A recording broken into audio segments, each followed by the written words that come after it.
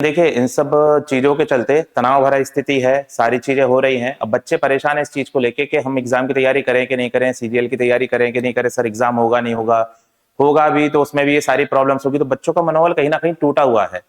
ऐसे में बेटा आपको एक बात ये समझनी होगी, आप लोग ध्यान से शांति से सुने हम जो कहने चाह रहे हैं। आप ये माने कि एक बड़े भाई की तरह हम आपको समझाने की कोशिश कर रहे हैं कि आपको कैसे क्या काम करना है आगे चल के। देखिए, जब प्रॉब्लम होगी ना आपके पास में, तो प्रॉब्लम पे बैठ के रोने में ही काम नहीं चलेगा। प्रॉब्लम के साथ आपकी दैनिक स्थिति भी चलती रहती है। जैसे अगर आप इस बात को समझ पाए कि अपने घर में अगर कोई बीमार होता है, तो उसकी बीमारी ठीक होने में थोड़ा समय तो लगता ही है। तो अपन ऐसा तो नहीं कर सकते कि भाई कोई बीमार है तो सारे परिवारजन उसके आसपास ही बैठ जाओ, अपन खाना भी ना खाएं, अपन अपनी नौकरी पे भी ना जाएं। तो ऐसे तो क्या होगा, बाकी सब लोग भी बीमार पड़ जाएंगे साथ में। अगर कुछ बीमार है तो हमारा काम ये है कि भाई उनकी बीमारी का इलाज भी कराना है, उन पे ध्यान भी देना है, लेकिन हमें अपनी दैनिक दिनचर्या भी बनाए रखना है, काम पे भी जाना है ताकि पैसे आए उनका इलाज करवा पाए अपन। अपन को भी समय पे खाना खाना है ताकि अपन बीमार ना पड़े, पता पड़े वो भी बीमार है, साथ में अपन भी बीमार हो गए। तो इसी तरह की कुछ वर्तमान स्थिति बनी हुई है कि समझदारी इसी में है कि जब समस्या आ गई है तो उसके निदान होने तक हमें अपने आप को मजबूत बनाए रखना है, अपने आप को कमजोर नहीं पड़ने देना इमोशनली। क्योंकि अगर मान के चलिए अभी इस समय पे निदान नहीं निकल पाया, अगर हम टीचर लोग इधर तक नहीं पहुंच पाए कि एग्जाम कैंसिल करा पाए सीजीएल का, तो सीजीएल तो एग्जाम कंडक्ट करा देगा बेटा। और अगर एग्जाम कंडक्ट करा देगा तो वो बच्चे तो बेकार हो जाएंगे एग्जाम में, जो पढ़ाई ही नहीं कर पा रहे हैं।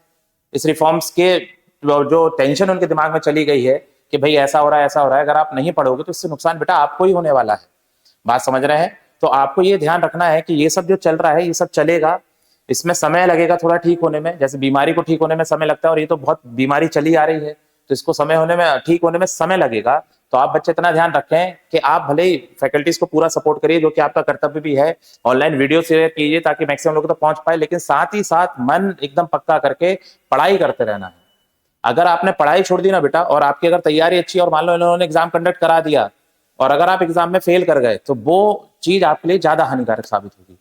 और ऐसा ही आज हमने जाके अपनी ऑफलाइन क्लास में भी बच्चों को एड्रेस किया था कि बेटा आप लोग जितने उत्साहित हैं अच्छी बात है वो चीज को लेके, लेकिन इस बीच में ये गलती नहीं करनी है कि सिर्फ हम इस बारे में ही चर्चा करते रहे। वो हम टीचर लोग काम कर रहे हैं बैकडोर से, टीचर लोग सब खड़े हुए हैं आपके लिए, आपको उसके लिए परेशान होने की जरूरत नहीं है। आपका काम यह है कि हम लोगों की रीच बढ़ाना, कि जितने लोगों तक आप हम लोगों की बात पहुंचा पाए, ताकि ये चीज और फैले। कि जैसे भी आप देख रहे हैं एनडीटीवी भी कवर करने आ गया, शुभांकर मिश्रा जी ने भी कवर करा है, लल्लन टॉप वालों का मैं इस मंच से धन्यवाद करना चाहूंगा कि उन्होंने अपनी बात बिल्कुल कायम करी। जैसा उन्होंने कहा था कि एसएससी के किसी चेयरपर्सन से या किसी मेंबर से बात करके आएंगे, तो उन्होंने वहां जाके बात भी करी और इसकी फुटेज को पूरा कवरेज भी दिया। जब लाठीचार्ज हो रहा था तब भी वो वहां पर थे हमारे साथ में, तो उनका भी मैं धन्यवाद करना चाहूंगा कि वो लोग सपोर्ट में आ रहे हैं। अभी एनडीटीवी वाले भी कवरेज दे रहे हैं चीजों को लेकर। तो देखिए, जब आप लोग ये शेयर कर रहे हैं तो मीडिया तक बात पहुंच रही है नहीं पहुंच रही है, सारी चीजें धीरे धीरे आने लग रही है प्लेटफॉर्म पे, और आगे की रूपरेखा भी तैयार होगी। तो इसलिए हम लोग काम कर रहे हैं, उसके लिए आपको परेशान नहीं होना है, आपको बस ऑनलाइन घर बैठ के सपोर्ट करते रहना है।